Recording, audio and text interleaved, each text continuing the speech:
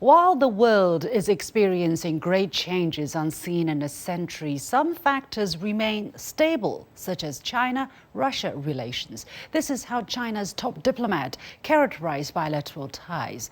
China describes its relationship with Russia as one of non-alliance, non-confrontation, and not targeting any third country. However, the West has long criticized the two countries, labeling their cooperation as a quote-unquote Chinese-Russian alignment or a China-Russia axis. How can we understand China-Russia ties in an objective and comprehensive manner? As the world marks the 80th anniversary of victory against fascism, what lessons can be drawn from history, and how crucial are stable relations between China and Russia for global peace?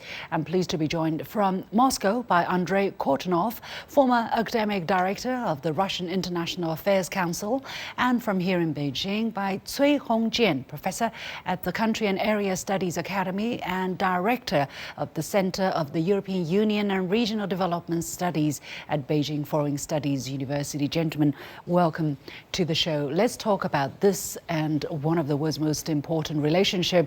China's top diplomat, Foreign Minister Wang Yi, recently commented on this relationship, saying, "Change is the norm of this era, but what remains unchanged is the mutual trust and support between China and Russia." Andrei, let me go to you first. What do you make of his words? How do you interpret his statement? Well, I think that it's an important statement reflecting the nature of the relationship, and there are various explanations why the relationship is so stable. Some say that this is because of the economic complementarity that exists between Russia and China. Some say that this is about political systems that China and Russia have, and these systems allow for long-term strategic planning. I would venture to say that, in my view, the foundation for this stability is mutual understanding. The sides understand what to expect from each other.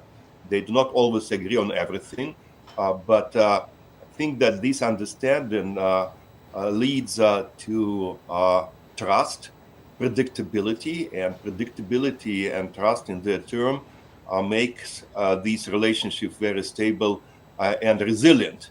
Even now, indeed, there are so many changes globally, and many relations suffer because of these changes. But the relations between Moscow and Beijing remain stable, and they will continue to remain stable in the foreseeable future. I have no doubts about that. Mr. Wang actually outlined three key characteristics of the current China-Russia relationship. First, he says it's everlasting friendship and never becoming enemies.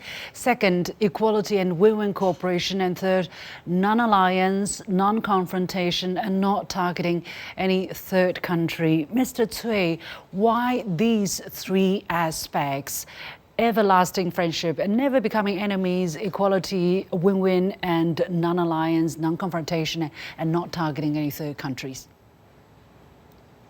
Indeed, I think Mr. Wang or some other Chinese leaders' commitment on relations with Russia, not only a kind of bilateral relations, also foreign policy. I think it reflects the Chinese philosophy of the foreign affairs. For example, how could we deal with this tension between changed and unchanged, and instability and stability? I think now it's right to the phase for China and Russia to get some more common grounds and get some consensus to give the answer to a question: which kind of role of China and Russia could play in the current world, especially when we are talking about the huge change and also order or disorder some other. This so-called three long principles for China-Russia relations, I think it also reflected very, very deep thinking from China about not only the bilateral relations and also the whole comprehensive situation for the current world. And also once there are more and more win-win cooperation, and it will give some more confidence to this argument from this globalization or deglobalization. As we know now, yes, a lot of tensions, chaos, and also some other conflicts. But I think once China and Russia, those two big players, they can keep mutual trust and also more stable. Certainly, they'll give some more contributions.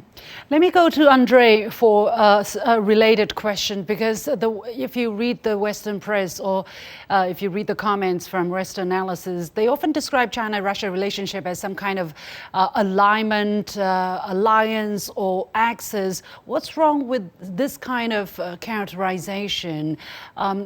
Is that the right way to look at China-Russia ties? In other words, does the real stability of China-Russia tie means opportunity or challenge for the West? Well, I think that unfortunately we quite often use very archaic language to explain how relations between states evolve in the 21st century. Look at the term axis. Axis historically is a term that was used to describe relations between Germany, Italy, and Japan on the eve of the Second World War. Of course, this concept is very antiquated, not to use a stronger word. I think the problem that they have in the West, while they try to analyze relations between Russia, China, Europe, and the United States, it's that it is about the same old-fashioned zero-sum game. And I think relations in the world today do not have to be a zero-sum game. Look at the United States. Both Russia and China want to build strong relations with Washington, want to have more stable relations with Washington. This is not easy, but I think that there is no contradiction between this intention and stronger bilateral ties between Moscow and Beijing. Unfortunately, again, they use these terms to drive a wedge. It is not the term that should be used to characterize relations in the modern international system. So I think that definitely it's about old prejudices, it's about old stereotypes, and this is something that we have to deal with. The world has moved on. The world is moving on at increasingly faster pace. Now, in just a couple of days' time, we know there will be a very important event celebrating the Soviet Union's great patriotic victory against fascism. On the Red Square, there will be a military parade.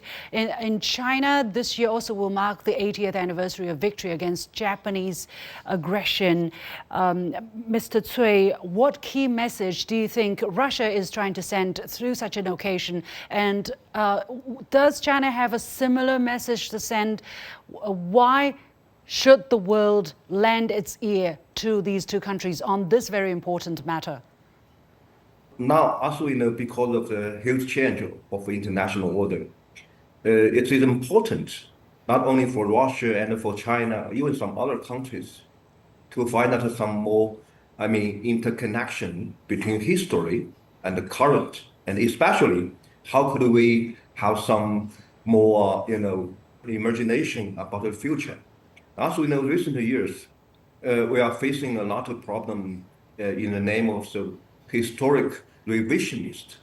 I think Russia suffered a lot from this, change of the discourse about the World War II, about what's the role of the Soviet Union and the United States or some other countries played during the Second World War. Downplayed, their In role China, being yeah. downplayed, right? Yes, indeed. Even in China, I think that now it's time for, firstly, for both China and Russia, we need to try to, protect any kind of discourse about the history, and we need to, fight against any kind of downplay of these historic events. At the same time, yes, we need to learn something more from history. For example, how to avoid more and more conflicts. How could we can reconstruct the peace? I think it could be very, very important now for Europe, for Russia. But of course, I think for China, yes, we keep the long time peace situation in Asia and the Pacific. But now it's time for us to work together with our neighboring countries including Russia. We have to leave it there. Many thanks to my guests, Andrei Kortunov joining us from Moscow and Cui Hongjian joining us from Beijing. Thank you so much. With that, we come to the end of this edition of The Point. With me, Liu Xin, coming to you from Beijing. As always, you can follow me on Facebook and X using the handle Liu Xin in Beijing. On behalf of the whole team, thank you for joining us. You've got The Point.